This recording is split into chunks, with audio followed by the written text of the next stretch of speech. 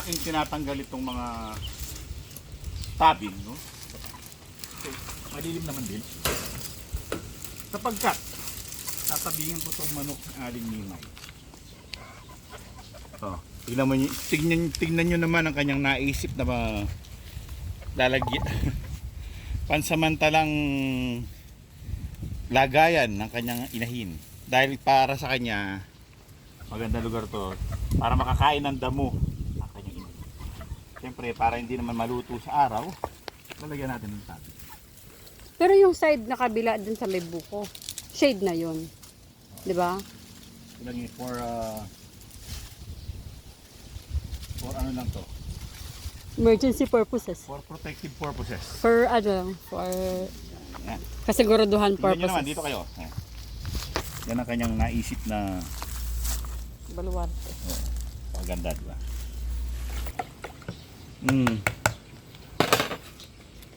Sagupaan, Selectrogen. Ito yung nire-recommend ni Babambaldo. Dati ako, gamit ko Electrogen.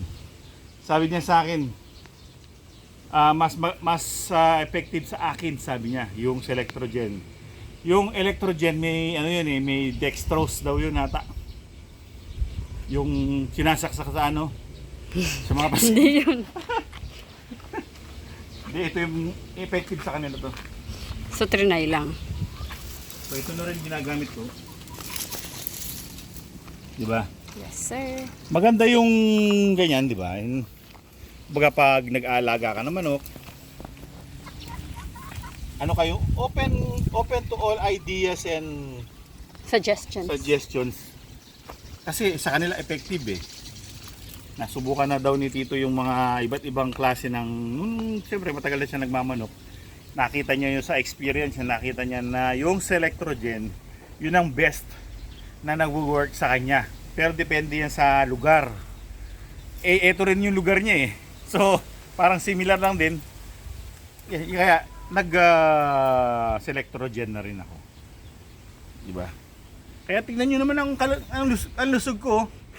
Laking Selectrogen niya. Joke. Dito naman tayo. Nandito na tayo sa lugar ni Warhog. Ito po ang aking napakabait na manok. Last episode dyan. Napanood nyo siya. Pero medyo, last episode. Pero medyo madilim. At ano na? Tama ba? Ngayon naman masyadong maliwanag. Oo, ngayon maliwanag naman. Dito kayo sa lilim. Hindi, papainom ko na siya ng Electrogen. Siya yung pinakamaraming tubig. Kasi malakas uminom. Kaya nilalagyan ko siya ng 1 to sawang tubig. Yan, 1 to sawang electrolyte siya ngayon. So, ang aming electrolytes na gamit, tandaan, Selectrogen. Dito tayo. Sa aking mga Bulik Slayer. Bulik Lane. Diba? Yes. Bulik hanggang kay Sky. Oo.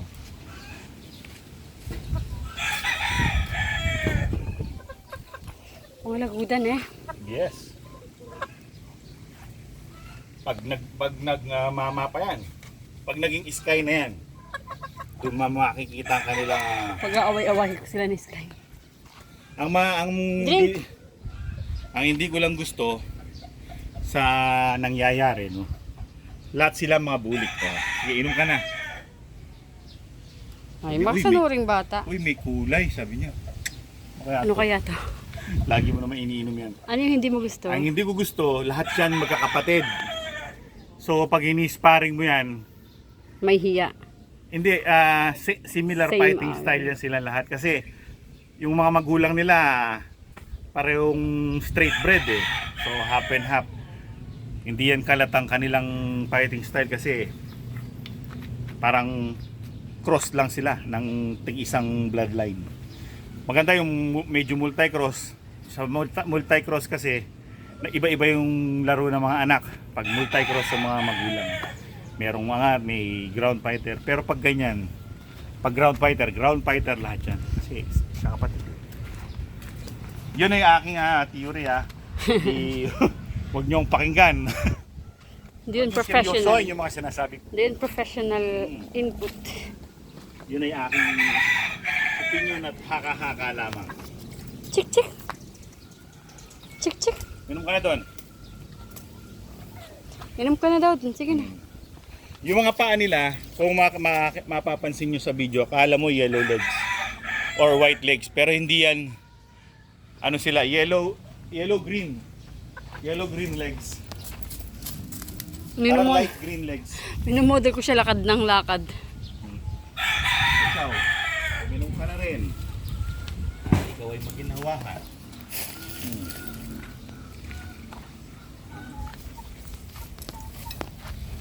Yan ang aking magkakapatid. Full brothers. Imagine, no? Full brothers 13. 13 yan lahat. Napakasulit ng breeding season ko. Isang kasalang ng broodcock at brood hen.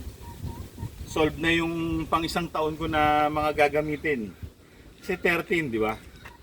Kung ako yung naglalaban ng isa sa isang buwan, may sobra pa akong isa. May pagpipilian pa Yun ang ako. tinatawag na 13th month pay.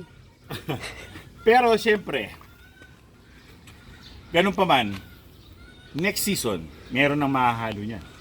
May mga asil na ako. Yung si Warhag, yung aking Capistrano Balls, may mga magiging anak na yan. Pero siyempre, gagawa pa rin ako ng bully. Pero pa yung mga puti ni Ari Mimay doon. Meron siyang sisiw. 3. Sa tingin ko, lahat lalaki. Napakasulit naman, no? Kahit 3 lumabas lang, walang kapatid na babae, lalaki pa rin. So, meron pa rin mailalaban. Ito mahilig to mag-imbak ng mga twig.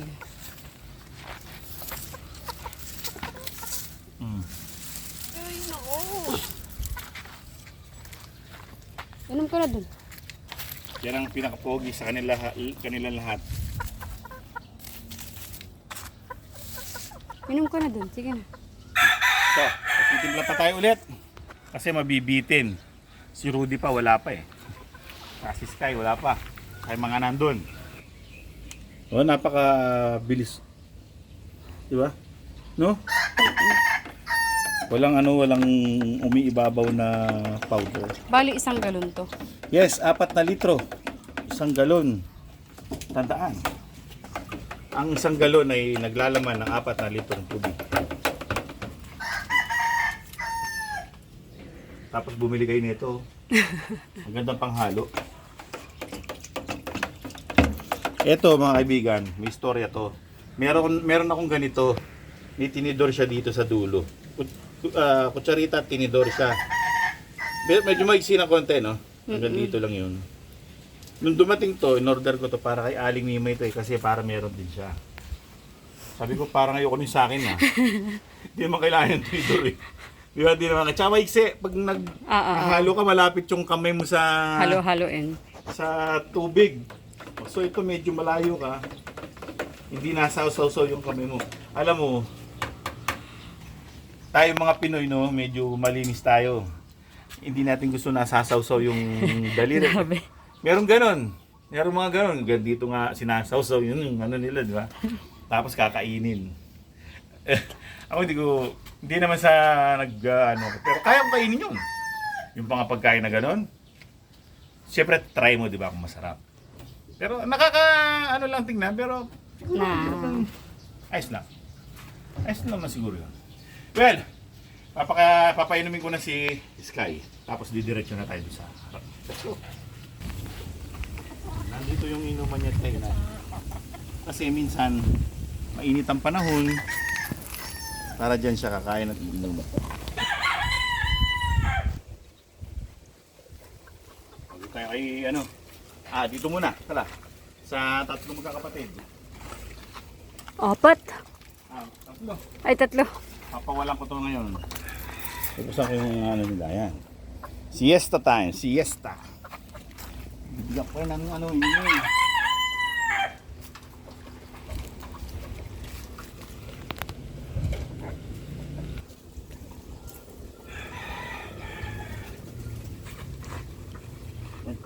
Hindi ko na isasara yung lugar nila. Lalabas na lang.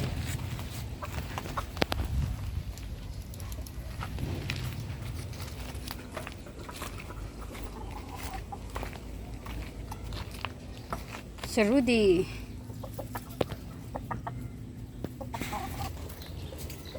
Nandito tayo sa Rudy's Lair. Humangin eh. Oh, tapos na yung mga mahogany kaya pag nagwalis dito hindi na ganito kakalat. Ayan si Rudy. Ruding meron naglalaglag-laglag na siya ng mga balahibo niya. Pag naglugon yan, first time niya maglulugon na pang katsaw. Kasi brood stag talaga yan eh. Hindi pa yan talaga kak nung pinaglahi ko. Yan, matataas din ang silong yan. Gusto ko sana may lumabas na ganyang kulay eh. Mga anak niya medyo dark eh. Kasi parang pag the more naglalagay ka ng bulik sa bulik, naglalight ang kulay.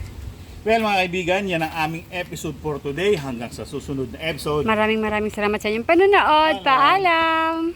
Okay, may tira pa. Meron pa akong tira. Ay, salamat naman. Bye-bye!